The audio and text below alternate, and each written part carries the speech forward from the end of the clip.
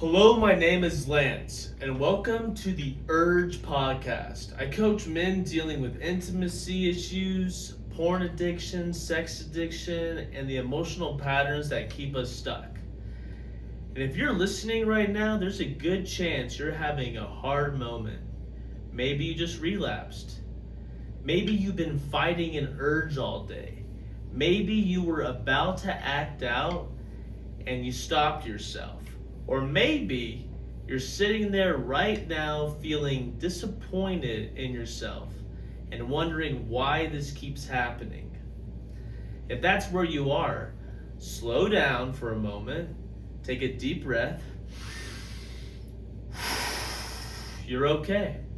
This moment does not define who you are. It just means something inside you is hurting.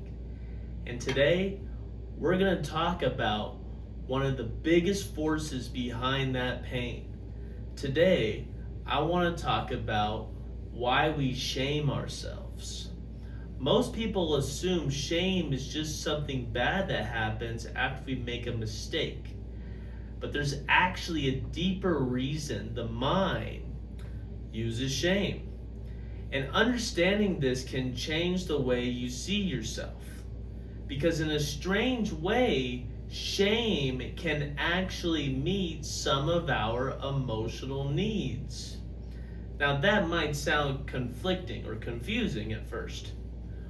Why would something that feels so painful and makes me feel so bad about myself exist at all? Why would our mind keep going back to it? To understand that, we have to look at what's happening underneath the surface. When someone is struggling with porn addiction, sex addiction, intimacy issues, or strong urges, there is always, almost, deeper emotions underneath the behavior. Fear, loneliness, sadness, stress, rejection, vulnerability, and feeling those emotions directly can feel incredibly uncomfortable. Otherwise, I like to say, fucking terrifying. For many people, it can even feel overwhelming because feeling those emotions often means we might have to open up to someone. We might have to admit we're struggling.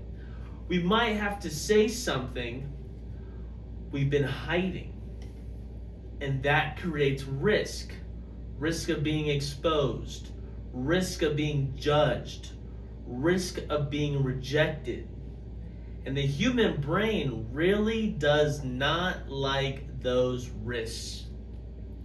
So instead of facing that vulnerability, the mind sometimes does something interesting.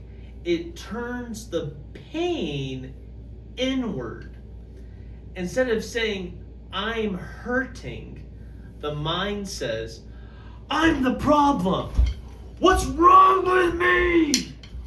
Why can't I just stop?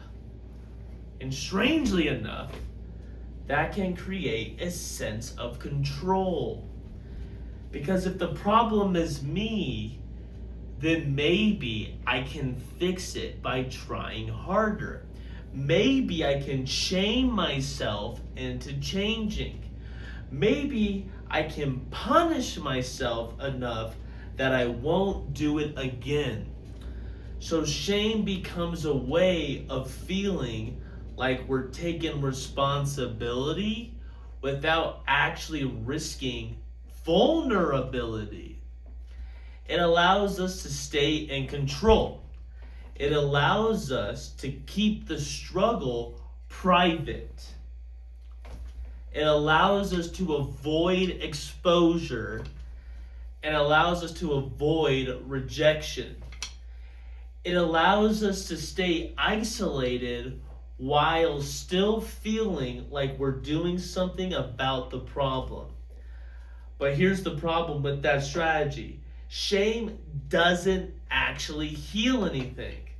It just keeps the cycle going.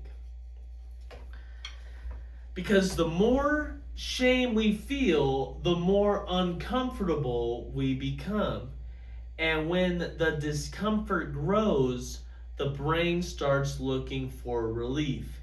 It starts looking for something that will numb the feeling or make it go away. And very often, the fastest escape the brain knows is the same behavior that caused the shame in the first place. So the cycle repeats. You act out, you feel ashamed, you try to escape the shame, and eventually the behavior returns again. Over time, shame becomes the fuel that keeps the pattern alive. And that's why so many people feel trapped in this loop. But there's something important I want you to understand. If you're listening right now, the goal of recovery is not learning how to shame yourself better. The goal is learning how to understand what's underneath the urge. Because underneath the urge is usually an emotion that hasn't been acknowledged yet. Loneliness, fear, sadness, stress, disappointment. My favorite one, helplessness. And these emotions are allowed. You're allowed to feel them. You don't have to be perfect. You don't have to attack yourself for having them. So instead of shaming yourself right now, try something different. Get curious. Ask yourself one simple question. What emotion am I trying not to feel right now? Just sit with that for a moment. Because the real work of healing is not fighting yourself. The real work is learning how to face the emotions you once tried to escape. And that takes courage. But it's also where real change begins. So take another breath, slow down for a moment. You're not broken. You're learning how to understand yourself. And that's the beginning of real change. I'm accepting new clients right now, but if you got something out of this, send me an email at conversationswithlance@gmail.com. I'd be more than happy to talk to you and discuss what's really going on. Hope you have a wonderful rest of your day. And remember, if you can't love yourself in your worst moments, there's no way in hell you're going to accept love in your best. Have a wonderful rest of your day. Take care.